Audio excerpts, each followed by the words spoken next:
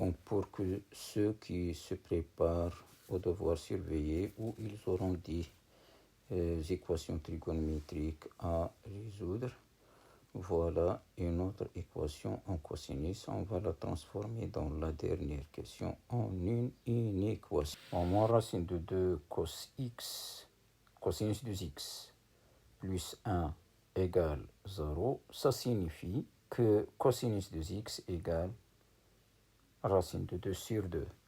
Moins 1 sur moins racine de 2, c'est 1 sur racine de 2. On multiplie par racine de 2 le numérateur et le dénominateur, ça devient racine de 2 sur 2. On sait que racine de 2 sur 2, c'est cosinus pi sur 4. L'équation devient cosinus de x égale cosinus pi sur 4. Cos x égale cos alpha, ça signifie x égale alpha plus 2k pi, ou x égale moins alpha plus 2k pi. Mais ici, alpha c'est x, au lieu de x, on a 2x. Donc 2x égale plus ou moins pi sur 4 plus 2k pi. Il faut diviser par 2. X devient égal à pi sur 8 plus k pi, ou x égale moins pi sur 8 plus k pi. Donc l'ensemble de solutions dans R de cette équation, il y a deux types de nombres. Les nombres qui s'écrivent sous la forme moins pi sur 8 plus 2k pi, plus k pi, et les nombres qui s'écrivent sous la forme pi sur 8 plus k pi. Dans la deuxième question, il nous demande de représenter les solutions sur un cercle trigonométrique. Les points qui représentent les nombres qui s'écrivent sous la forme alpha plus 2k pi, il y a un seul point. Les nombres qui s'écrivent sous la forme alpha plus k pi, 2 points. Plus k pi sur 2, 4 points. Alpha plus k pi sur 3, 6 points. Alpha plus 2k pi sur 3, 3 points. On cherche la valeur de k pour laquelle le multiple de pi soit égal à 2pi. Parce que 2pi, c'est le périmètre du cercle trigonométrique. 2k pi égale 2pi si k égale 1. Pour k pi égale 2pi pour k égale 2. K pi sur 2 égale 2pi si k égale 4. K pi sur 3, il est égal à 2pi pour k égale 6, donc 6 points.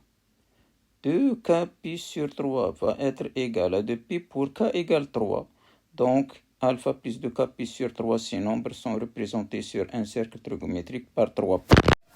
Pour les nombres qui s'écrivent sous la forme pi sur 8 plus k pi, 2 points. Pour k égale 0, on va trouver pi sur 8, donc le premier point.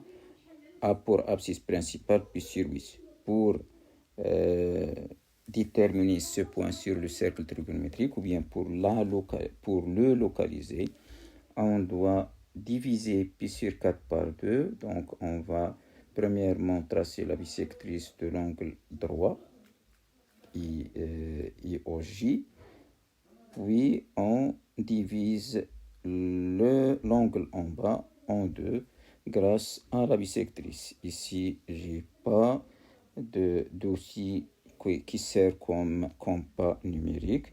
C'est approximatif.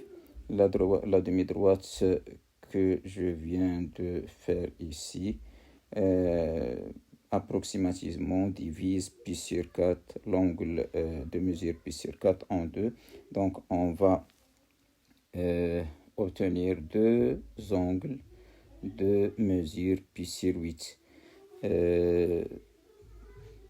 Par le compas, vous allez tracer deux arcs comme je viens de le montrer pour obtenir la bisectrice.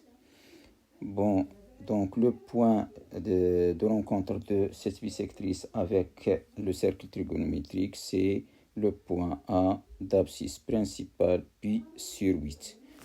L'autre point pour k égale 1, pi sur 8 plus pi, c'est sont symétriques par rapport à O.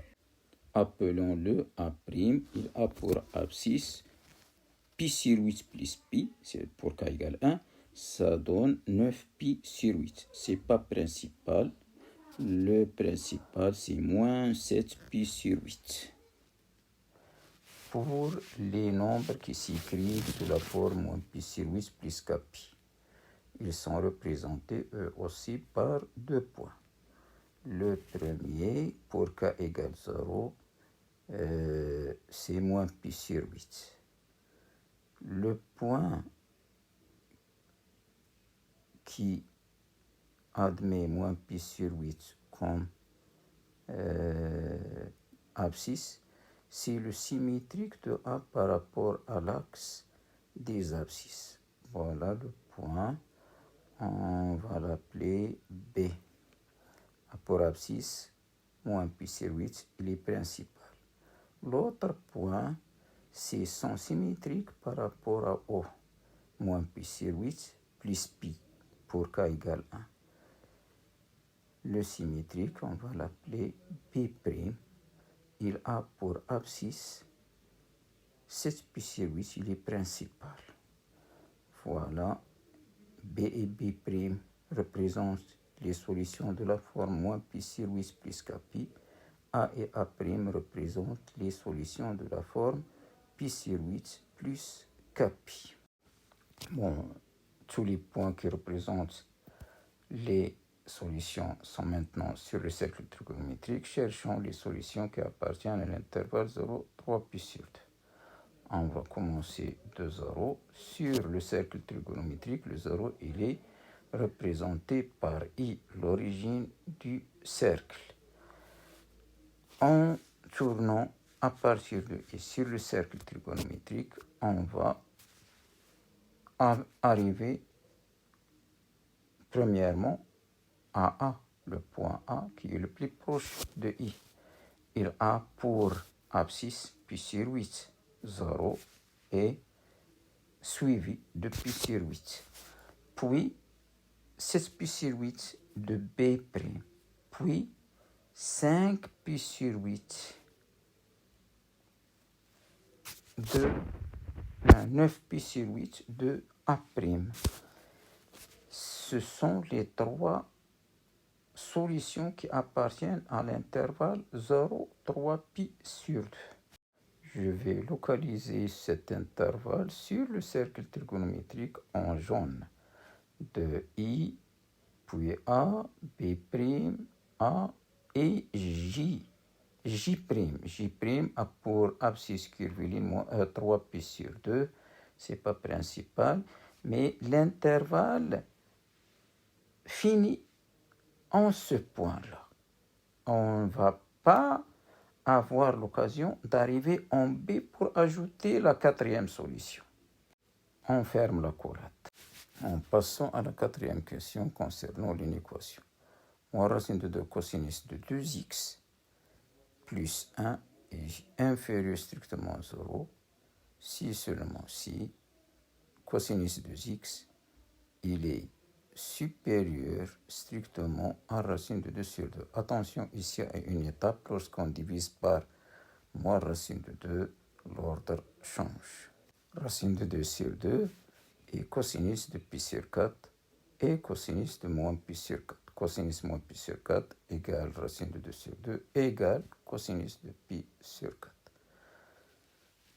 Bon, nous voulons que cosinus de x prenne des valeurs supérieures à racine de 2 sur 2, c'est-à-dire entre racine de 2 sur 2 et 1, l'intervalle que j'ai coloré maintenant. Pour que cosinus de x donc soit supérieur à racine de 2 sur 2, il faut que 2x soit un abscisse du point de l'arc que j'ai coloré en jaune. Donc, cosinus de x supérieur à racine de 2 sur 2, c'est seulement si le point qui admet 2x comme abscisse curviligne doit appartenir à l'arc EIF. E a pour abscisse principale moins pi sur 4, F a pour abscisse principale pi sur 4. Bon, nous, on a x appartient à 0, 3 pi sur 2. Donc 2x va appartenir à 0, 3 pi.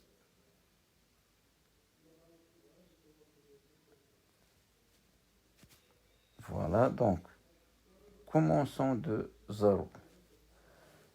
On est sur l'intervalle, sur l'arc en jaune. 2x donc va être compris entre 0 et pi sur 4 de i à f, de f jusqu'à e, sur l'arc le plus grand. Pas de solution. Arrivé à e, on va arriver à autre solution. Un autre intervalle va commencer. 2x donc va être compris entre 2 pi moins pi sur 4, c'est 7 pi sur 4, entre 7 pi sur 4 et 9 pi sur 4. 7 pi sur 4 et 9 pi sur 4. Divisons par 2, x va être compris entre 0 et pi sur 8 pour le premier encadrement et pour l'autre entre 7 pi sur 8 et 9 pi sur 8. L'ensemble de solutions, c'est la réunion des deux intervalles 0 pi sur 8 ouvert et 7 pi sur 8, 9 pi sur 8 ouvert.